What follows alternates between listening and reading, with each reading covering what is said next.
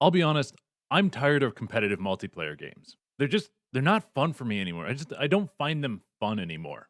And Mike and Chase have kind of been in the same boat as me. So recently, the three of us have been playing a bunch of different co-op games. Things like Solasta, Sons of the Forest, Core Keeper, Vintage Story. We're going to be playing modded Elden Ring here soon. But the most recent game that we've started is Across the Obelisk. And it's been a very enjoyable time so far. Across the Obelisk is a deck building adventure game with some roguelite elements. It combines the combat and map system of Slay the Spire with a more simplified version of Darkest Dungeon's party and town system. It's a game made for replayability and refinement each time you run. The game has this really nice storybook kind of 2D animation, like a brighter, more colorful version of Darkest Dungeon. We've spent roughly 11 to 12 hours playing Across the Obelisk, and we've done about 8 or 9 runs. Each time we've been able to improve and get farther into the game before a full party wipe. We can consistently get past the first boss and make it about halfway through the second area. We have made it all the way to the third area, about halfway through the third area, the third act, once in our latest run. And when it comes to the deck that I build and my main playstyle, I'm normally building poison and bleed damage along with range damage as the first archer character. I also normally play the priest, which I just build as a healing one because, probably the best thing to do. With the archer, I like to inflict status effects to help the team either do more damage or to hurt the enemy on their turn. And that's where my first complaint about the game comes in. Why are there different times for the debuffs to take effect? So at the beginning of a turn, you take damage from bleed and elemental effects like burn and lightning. But poison damage isn't dealt till the end of the turn. Like, I get that it's maybe because of them moving around that it takes effect, but it's just flat damage that they take. And I think it should be at the beginning of the turn with all the other damage, with the way that it is now. If it did more damage based on the amount of cards that whoever it was hurting played, then I could see it being at the end of the turn. But it just feels weird having the one debuff happen at the end of the turn. Maybe there's some other debuffs that happen at the end of the turn that we haven't experienced yet, but I don't know right now. But honestly, that doesn't really take away from the combat within the game. I really like Across the Obelisk deck building combat. The combat is very heavily inspired by Slay the Spire, with having a limited amount of energy at your disposal and each card taking a certain amount of that energy. It makes for a very strategic way to play and a very strategic way to build out your deck. Do you fill out your deck with attack cards or defense cards? Do you keep your deck small so you know what's most likely coming up next? Or do you just keep grabbing a specific type of card and bloat your deck with those? There is one thing that would have made the game more interesting when it comes to combat, and that would be better and more interesting combos. Like, if you use the rain card or some other card that would get an enemy wet, and then you hit them with an ice attack that would freeze them, or a lightning attack could paralyze them for a turn. Something like that would have made the game even more interesting and strategic. It would have been more interesting to work together with those combos across different characters and have the deck building decisions be even more complicated. All of these different decisions would affect how well you can do in Across the Obelisk punishing difficulty.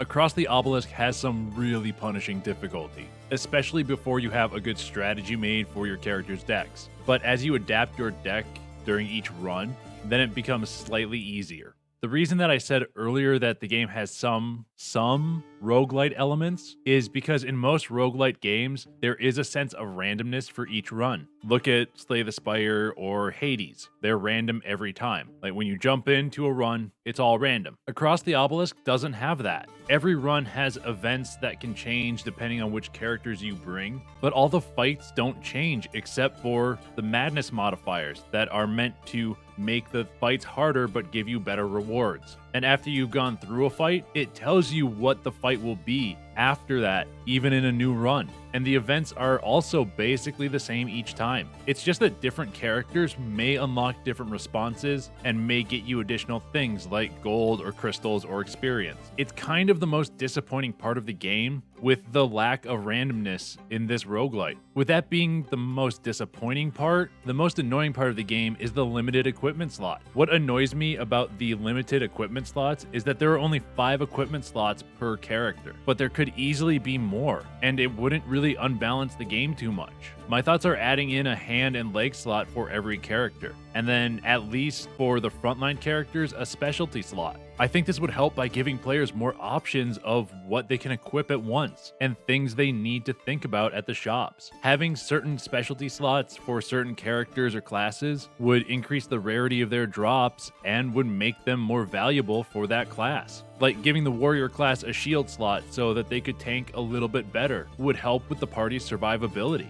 Talking about survivability, like I said earlier, you're not expected to survive in Across the Obelisk because it is a roguelite and it has a really punishing difficulty, at least at the beginning. And that's mostly where the roguelite elements come in. You have the towns at the beginning of each area that act as a place where you can purchase new cards and equipment, and you can upgrade or remove cards that are in your deck, or get a random roll of cards. You can also upgrade the town to get discounts on things, and be able to craft more cards at once if you have the crystals. And that's where the whole Darkest Dungeon influence comes in, I think, because I think you can upgrade the town in Darkest Dungeon. I haven't played it for a good while, so I don't honestly remember that much about it. And the other thing about the roguelite stuff is your characters level up in the runs, and also at the end of the runs, you'll get perk points for leveling up. Because you are meant to die a lot, there is a perk system for each and every character in the game that's honestly really basic. It's mostly just +1 to how many stacks you give on different debuffs and buffs that the cards can do.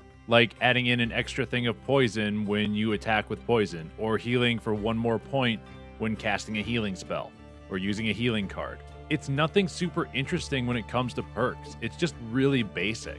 I'm not saying this is a bad thing, but it would have been nice to see some things that you can either activate as a perk in the game or that have different effects on the game other than stat boosts, or increasing like 1 more energy every turn or something like that. It would have been nice to have an active effect, or an effect you can activate. Overall, we're really enjoying Across the Obelisk. It's a fun, if punishing, strategic game with a great art style and well-made mechanics. Are there some changes to the combat, equipment, and map systems that I think would make it better? Yes, but those things don't really hinder the experience that much. Currently, I'm writing this right before the Wolf Wars DLC comes out, so about a week ago. But from what I've seen on it, there shouldn't be many core changes to the game with that release. It just looks like a new submap to explore, and maybe a couple of other dungeons added in. But that's about it. Nothing major changes with the mechanics or anything like that. If there is, I'll update this video with a bit more once we actually play it. If you guys enjoyed this video and want me to do some more videos on older games, then shield bash that like button and leave a comment on what games you want me to check out. Also, don't forget to subscribe and check out my 10-hour impressions playlist and my latest video. I hope you all have a royal day.